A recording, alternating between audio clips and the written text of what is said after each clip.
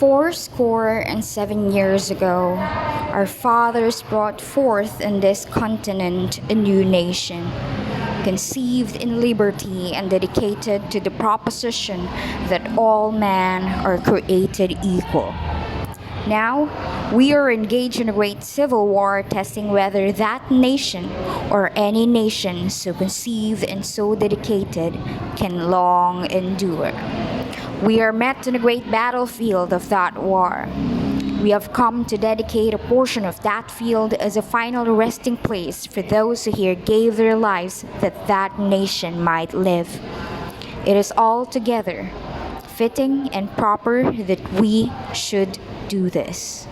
But in larger sense, we cannot dedicate, we cannot consecrate, we cannot hallow this ground. The brave men, living and dead, who struggled here have consecrated it, far above our poor power to add or detract.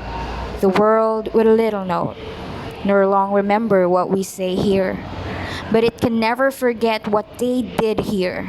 It is for us, the living, rather, to be dedicated here to the unfinished work which they who fought here have thus far so nobly advanced.